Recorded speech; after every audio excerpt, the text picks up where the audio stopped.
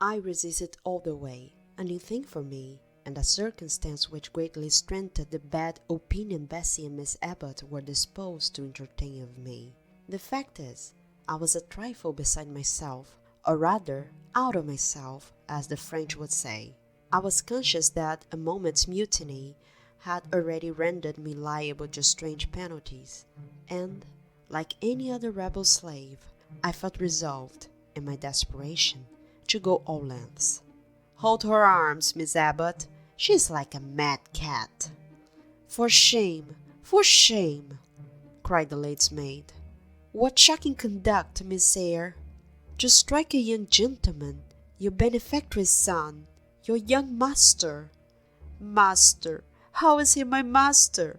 Am I a servant?" "No, you're less than a servant, for you do nothing for your keep.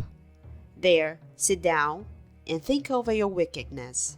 They had got me by this time into the apartment indicated by Miss Reed, and had thrust me upon a stool. My impulse was to rise from it like a spring. Their two pair hands arrested me instantly. "If you don't sit still, you must be tied down," said Bessie. "Miss Abbott, lend me your garters." She would break mine directly. Miss Abbott turned to divest a stout leg of the necessary ligature. This preparation for bonds, and the additional ignominy it inferred, took a little of the excitement out of me. "Don't take them off. I will not stir." In guarantee whereof, I attached myself to my seat by my hands. "Mind you don't," said Bessie. And when she had ascertained that I was really subsiding, she loosened her hold of me.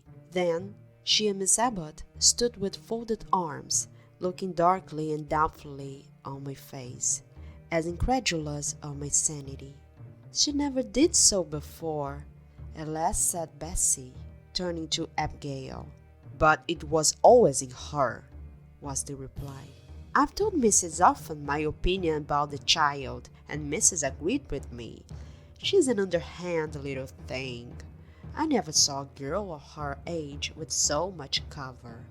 Bessie answered not, but ere long, addressing me, she said, "You ought to be aware, miss, that you are under obligations to Miss Reed. She keeps you. If she were to turn you off, you would have to go to the poorhouse." I had nothing to say to these words. They were not new to me. My very first recollections of existence included hints of the same kind. This reproach of my independence had become a vague sing-song in my ear, very painful and crushing, but only half intelligible. Miss Abbott joined in. "And you ought not to think yourself on an equality with the Mrs. Reed and Master Reed, because Mrs. kindly allows you to be brought up with them. They will have a great deal of money, and you will have none. It is your place to be humble, and to try to make yourself agreeable to them. What we tell you is for your good," added Bessie in no harsh voice. "You should try to be useful and pleasant. Then, perhaps, you would have a home here. But if you become passionate and rude, Mrs. will send you away, I am sure." "Besides," said Miss Abbott, "God will punish her. He might strike her dead in the midst of her tantrums, and then where would she go? Come, Bessie, we will leave her. I wouldn't have her heart for anything. Say your prayers, Miss Eyre, when you are by yourself, for if you don't repent, something bad might be permitted to come down the chimney and fetch you away." They went, shutting the door and locking it behind them. The Red Room was a square chamber, very seldom slept in. I might say never indeed, unless when a chance influx of visitors at Gateshead Hall rendered it necessary to turn to account all the accommodation it contained. Yet it was one of the largest and stateliest chambers in the mansion. A bed supported on massive pillars of mahogany, hung with curtains of deep damask, stood out like a tabernacle in the center. The two large windows, with their blinds always drawn down, were half shrouded in festoons and falls of similar drapery. The carpet was red. The table at the foot of the bed was covered with a crimson cloth. The walls were a soft fawn color, with a blush of pink in it. The wardrobe, the toilet table, the chairs were of darkly polished old mahogany. Out of these deep surrounding shades rose high and glared white the piled-up mattresses and pillows of the bed, spread with the snowy Marseilles counterpane. Scarcely less prominent was an ample cushioned easy chair near the head of the bed, also white, with a footstool before it, and looking, as I thought, like a pale throne. This room was chill, because it seldom had a fire. It was silent, because remote from the nursery and kitchen. Solemn, because it was known to be so seldom entered. The housemaid alone came here on Saturdays, to wipe from the mirrors and the furniture a week's quiet dust, and Miss Reed herself, at far intervals, visited it to review the contents of a certain secret drawer in that wardrobe, where were stored divers parchment, her jewel casket, and a miniature of her deceased husband. And in those last words lies the secret of the Red Room, the spell which kept it so lonely, in spite of its grandeur. Mr. Reed had been dead 9 years. It was in this chamber he breathed his last. Here he lay in state. Hence his coffin was borne by the undertaker's man, and since that day a sense of dreary consecration had guarded it from frequent intrusion. My seat, to which Bessie and the bitter Miss Abbott had left me riveted, was a low ottoman near the marble chimney-piece. The bed rose before me. To my right hand there was the high, dark wardrobe, with subdued, broken reflections varying the gloss of its panels. To my left were the muffled windows. A great looking-glass between them repeated the vacant majesty of the bed and room. I was not quite sure whether they had locked the door, and when I dared move, I got up and went to see. Alas, yes, no jail was ever more secure.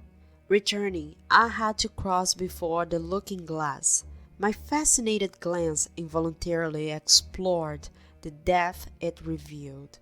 All looked colder and darker in that visionary hollow than in reality, and the strange little figure there gazing at me, with a white face and arms specking the gloom, and glittering eyes of fear moving where all else was still, had the effect of a real spirit. I thought it like one of the tiny phantoms, half fairy, half imp, Bessie's evening stories represented as coming out of lone, ferny dells in moors, and appearing before the eyes of belated travelers. I returned to my stool. Superstition was with me at the moment, but it was not yet her hour for complete victory. My blood was still warm. The mood of the revolted slave was still bracing me with its bitter vigor. I had to stem a rapid rush of retrospective thought before I quailed to the small present. All John Reed's violent tyrannies, all his sister's proud indifference, all his mother's aversion, all the servants' partiality, turned up in my disturbed mind like a dark deposit in a disturbed well. Why was I always suffering, always browbeaten, always accused, forever condemned? Why could I never please? Why was it useless to try to win anyone's favor? Eliza, who was headstrong and selfish, was respected. Georgiana, who had a spoiled temper, a very acrid spite, a captious and insolent carriage, universally indulged. Her beauty, her pink cheeks and golden curls, seemed to give delight to all who looked at her, and to purchase indemnity for every fault. John, no one thwarted, much less punished, though he twisted the necks of the pigeons, killed the little pea chicks, set the dogs of the sheep, stripped the hothouse vines of their fruit, and broke the buds of the choicest plants in the conservatory. He called his mother old girl too, sometimes revealed her for her dark skin, similar to his own, bluntly disregarded her wishes, not unfrequently tore and spoiled her silk attire, and he was still her own darling. I dared commit no fault. I strove to fulfill every duty, and I was termed naughty and tiresome, sullen and sneaking, from morning to noon and from noon to night. My head still ached and bled with the blow and fall I had received. No one had reproved John for wantonly striking me, and because I had turned against him to avert farther irrational violence, I was loaded with general opprobrium. Unjust, unjust, said my reason, forced by the agonizing stimulus into precocious though transitory power, and resolve equally wrought up, instigated some strange expedient to achieve escape from unsupportable oppression as running away, or, if that could not be effected, never eating or drinking more, and letting myself die. What a consternation of soul was mine in that dreary afternoon! How all my brain was in tumult, and all my heart in insurrection! Yet, in what darkness, what dense ignorance was the mental battle fought! I could not answer the ceaseless inward question why I thus suffered. Now, at the distance of I will not say how many years, I see it clearly. I was at Discord in Gateshead Hall. I was like nobody there. I had nothing in harmony with Mrs. Reed or her children, or her chosen vassalage, If they did not love me, in fact, as little did I love them, they were not bound to regard with affection a thing that could not sympathize with one among us then, a heterogeneous thing, opposed to them in temperament, in capacity, in propensities, a useless thing, incapable of serving their interest, or adding to their pleasure, a noxious thing, cherishing the germs of indignation at their treatment, of contempt of their judgment. I know that, had I been sanguine, brilliant, careless, exacting, handsome, romping child though equally dependent and friendless, Miss Reed would have endured my presence more complacently. Her children would have entertained for me more of the cordiality of fellow-feeling. The servants would have been less prone to make me the scapegoat of the nursery. Daylight began to forsake the Red Room. It was past 4 o'clock, and the beclouded afternoon was tending to drear twilight. I heard the rain still beating continuously on the staircase window, and the wind howling in the grove behind the hall. I grew by degrees cold as a stone, and then my courage sank. My habitual mood of humiliation, self-doubt, forlorn depression fell damp on the embers of my decaying ire. All said I was wicked, and perhaps I might be so. What thought had I been, but just conceiving of starving myself to death? That certainly was a crime. And was I fit to die? Or was the vault under the chancel of Gateshead Church an inviting bourne? In such vault, I had been told, did Mr. Reed lie buried, and led by this thought to recall his idea, I dwelt on it with gathering dread. I could not remember him, but I knew that he was my own uncle, my mother's brother, that he had taken me when a parentless infant to his house, and that in his last moments he had required a promise of Mrs. Reed that she would rear and maintain me as one of her own children. Mrs. Reed probably considered she had kept this promise, and so she had, I dare say, as well as her nature would permit her. But how could she really like an interloper not of her race, and unconnected with her, after her husband's death, by any tie?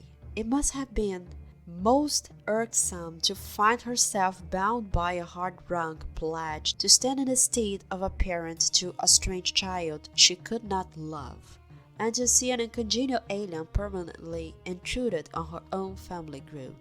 A singular notion dawned upon me.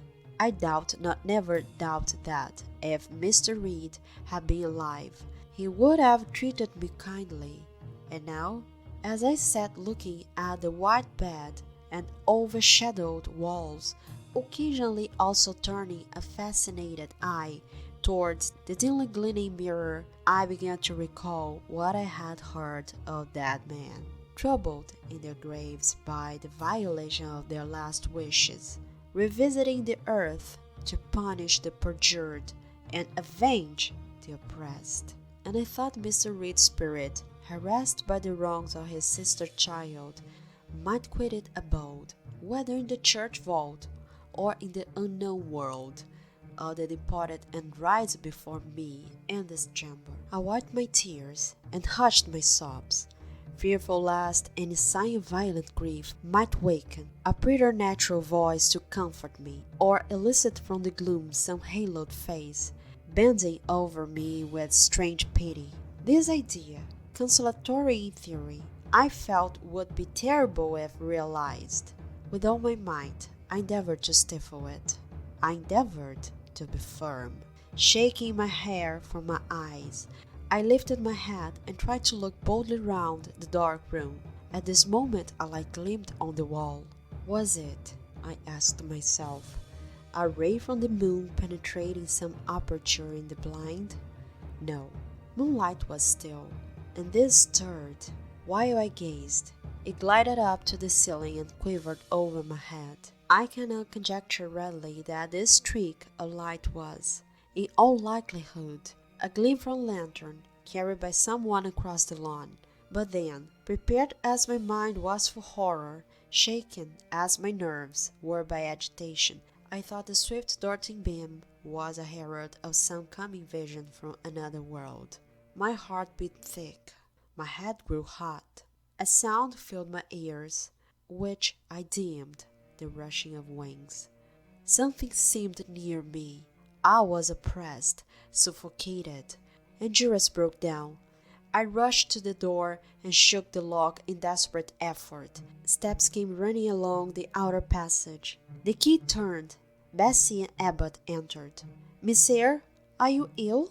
said Bessie. "What a dreadful noise! It went quite through me!" exclaimed Abbott. "Take me out! Let me go into the nursery!" was my cry. "What for? Are you hurt? Have you seen something?" again demanded Bessie. "Oh, I saw a light and I thought a ghost would come." I had now got hold of Bessie's hand, and she did not snatch it from me. "She had screamed out on purpose," declared Abbott, in some disgust. "And what a scream! If she had been in great pain, one would have excused it, but she only wanted to bring us all here. I know her naughty tricks." "What is all this?" demanded another voice peremptorily, and Miss Reed came along the corridor, her cap flying wide, her gown rustling stormily. Abbott and Bessie, I believe I gave orders that Jane Eyre should be left in the Red Room till I came to her myself. "Miss James screamed so loud, ma'am," pleaded Bessie. "Let her go," was the only answer. "Lose Bessie's hand, child. You cannot succeed in getting out by this means. Be assured, I abhor artifice, particularly in children. It is my duty to show you that tricks will not answer. You will now stay here an hour longer, and it is only on condition of perfect submission and stillness that I shall liberate you then." "Oh, aunt, have pity. Forgive me, I cannot endure it. Let me be punished some other way. I shall be killed if—" "Silence! This violence is almost repulsive." And so, no doubt she felt it. I was a precocious actress in her eyes. She sincerely looked on me as a compound of violent passions, mean spirit, and dangerous duplicity. Bessie and Abbott having retreated, Miss Reed, impatient of my now frantic anguish and wild sobs, abruptly thrust me back and locked me in. Without further parley, I heard her sweeping away, and soon after she was gone, I suppose I had a species of fit. Unconsciousness closed the scene.